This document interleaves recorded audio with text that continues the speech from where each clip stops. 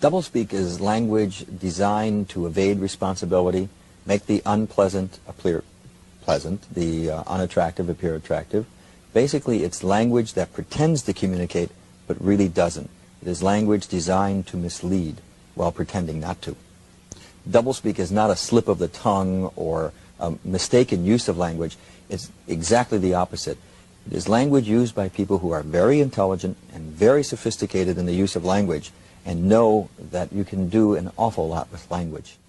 We should be aware of it so that we can at least be defensive and defend ourselves so that we're not misled through it. But secondly, there are times when we simply cannot tolerate this language.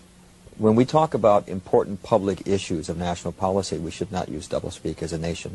We should not use it ourselves. We should not allow the politicians who are speaking to us to use it. Language that way can be terribly corrupting in a society and can mislead all of us. And in a democracy that depends upon the active participation of its citizens, it can lead to cynicism and resentment and a withdrawal from the political process. Does that have anything to do with the reason why only 50% of the American people voted in 1988? I have a hypothesis that I would love to test, and I hope sometime to be able to do that. I would love to be able to track the pervasiveness of doublespeak as it grew, along with the decline in voting. Because the reaction I get to doublespeak from a lot of readers of the Quarterly Review as they write to me is, well, of course I know this language. I see it all over the place. I see it all the time. But, you know, what else can you expect from politicians? They all lie. They all use doublespeak.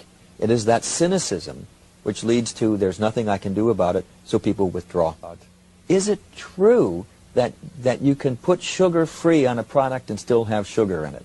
Is probably the one question I've been asked most often, because people simply can't believe that happens. How can it happen? Because sugar-free simply means they haven't added table sugar or cane sugar to it. They can add mannose, fructose, any of the syrup sweeteners, and still call it sugar-free.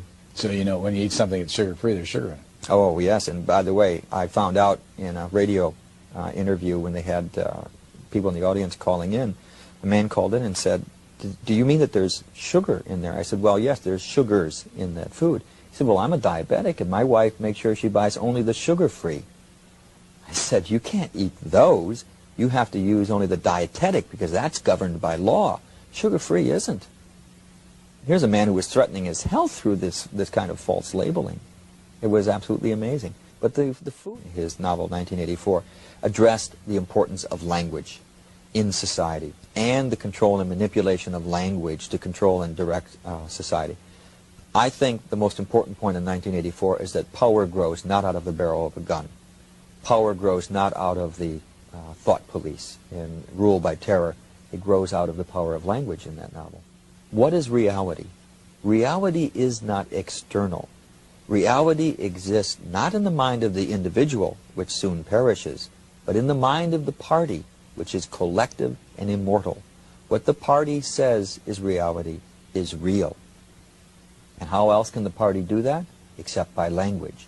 The party has taken control of language and has taken it away from the individual. And that's the power, because those in power who control language control the way we see the world. See, any politician in power starts using doublespeak. The Democrats did. I love Jimmy Carter's comment on the failed raid to free the hostages in Iran. He called it an incomplete success. He did that without even thinking about it. He was just automatically using that kind of language. But we at doublespeak, so there's always a mixture of language, because anyone who reaches any position of power must either instinctively or knowingly know how to use doublespeak and know how to use it at a certain time and when to turn it on and off and to what degree. You can simply track that in anyone's in the rise to power. I'm trying to think of the great Spencer Tracy movie. It's a classic film where he's running for president. He's the ordinary man who gets caught up in the presidential race, and he becomes a national hero. And one of the things they do in the movie is show that as he moves closer to getting the nomination, he starts using more and more of what we would call doublespeak.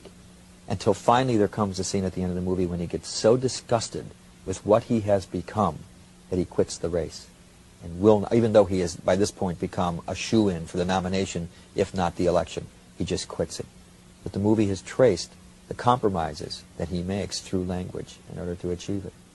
And I think that the American public believes that in order to get that far, you have to sell off so much that there's not much left at the other end, and that is reflected in the language that you use.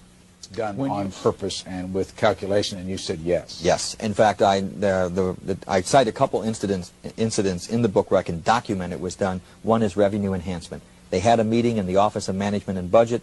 They said, we need a phrase to replace tax increase. They came up with revenue enhancement. When Lawrence Kudlow, the economist, was asked why they did that, he said, because there's no better way to sell economic policy than the euphemistic route. He was quite proud of the fact that they came up with that phrase. And Peacekeeper, as the name for the MX missile. Again, Robert McFarland chaired the committee meeting in which he facetiously suggested that they couldn't name it Widowmaker, could they? So instead they came up with Peacemaker. But later, President Reagan misread his cue cards and said Peacekeeper.